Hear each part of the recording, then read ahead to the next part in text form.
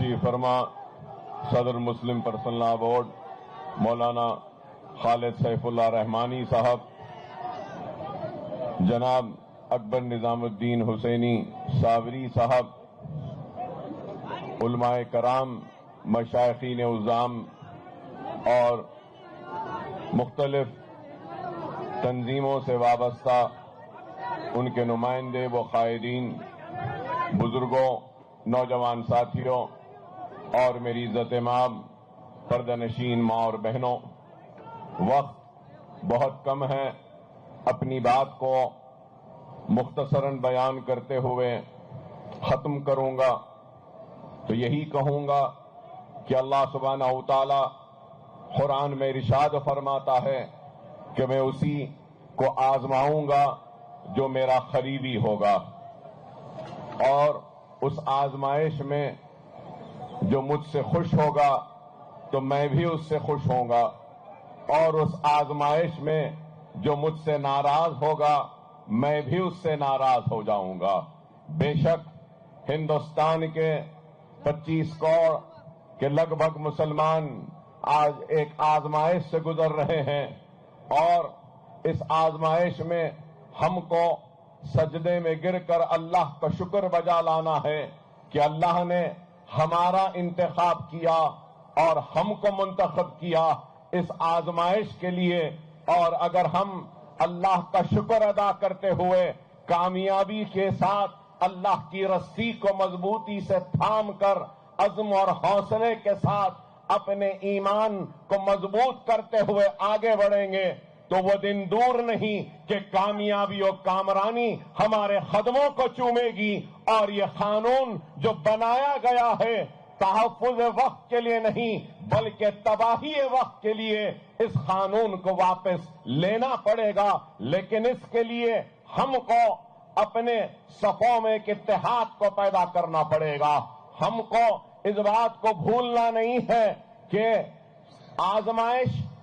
آتی ہے، اور آزمائش میں ثابت قدمی سے جو قوم آگے بڑھتی ہے تو اس قوم کو شکست نہیں ہوتی، اور ہر قوم کے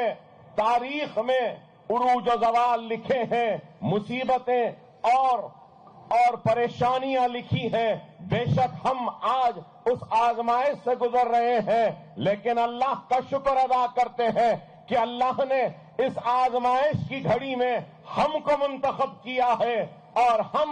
ایک ثابت قدمی کے ساتھ، ایمان کی مضبوطی کے ساتھ، ایک عزم کے ساتھ، حوصلے کے ساتھ، اتحاد کے ساتھ مسلم پرسنل لا بورڈ کا جو بھی احتجاجی پروگرام ہوگا اس کو لبیک کہیں گے، اور ہم کاندھے سے کاندھا ملا کر ایک سیسا پلائی ہوئی مضبوط دیوار کی طرح کھڑے رہیں گے، اور ہر طوفان کا مقابلہ کریں گے، اور ہم کامیاب و کامران ہوں گے۔ میں مجلس اتحاد المسلمین کی جانب سے مسلم پرسنل لا بورڈ سے یہ بات کہہ رہا ہوں کہ ہم آپ کے ساتھ ہیں، آپ قیادت کریے، ہم آپ کے پیچھے ہیں، اور آپ کی ہر آواز پر لبیک کہیں گے، اور ظالم کے